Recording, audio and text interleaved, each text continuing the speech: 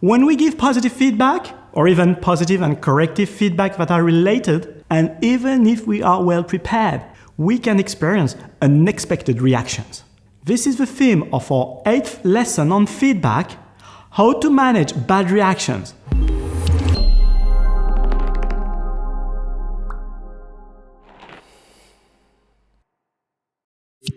At the end of this video, I will go on to discuss one of the most important ways of learning. Feedback is not an order. If feedback is a gift, then it is a free act from one free person to another.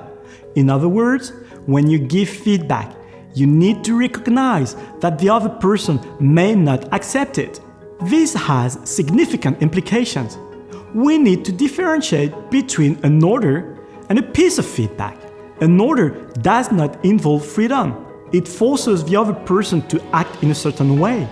The advantage of an order is that it has an immediate effect. The downside? The effect is rarely long-lasting. Feedback has the opposite pros and cons. It does not necessarily lead to an immediate result. However, when there is a result, it is long-term.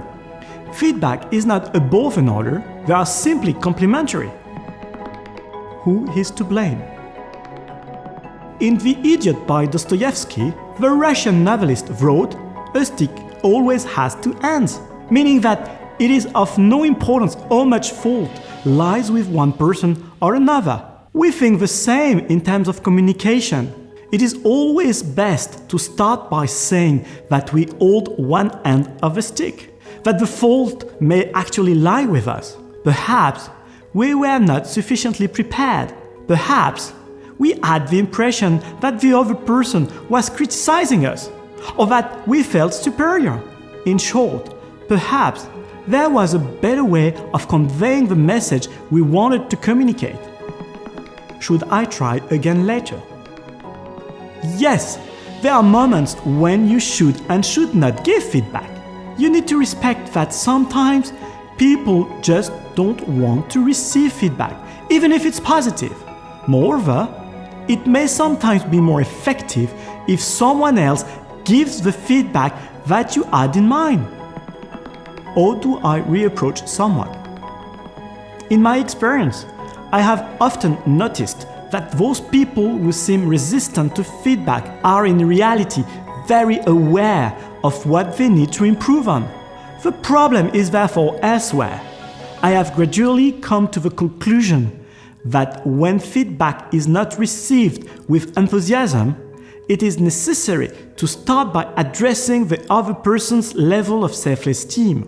If the tank of self-esteem is too low, he or she cannot receive more negativity.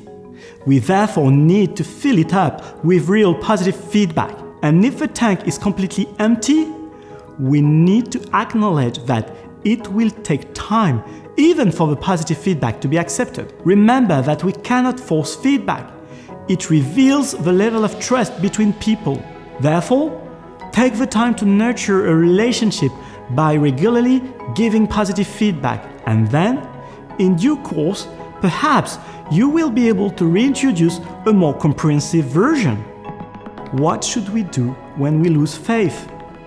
In pedagogical terms, we talk about the Pygmalion effect and the Golem effect. The Pygmalion effect shows that by just believing in an individual increases the probability of their success. Conversely, the Golem effect shows that if an authority figure thinks that the potential of another person is limited, then the performance will be correspondingly weak. When we give feedback, we inevitably believe that the other person can improve, learn, be better.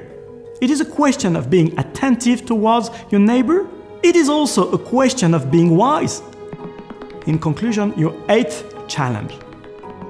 Think of a situation in which you tried to give an order, to impose your view of things on someone in your environment.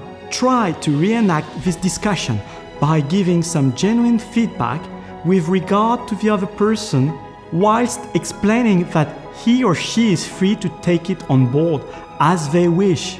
Perhaps you will not be successful at first, but you will allow the relationship to start again on fresh footing.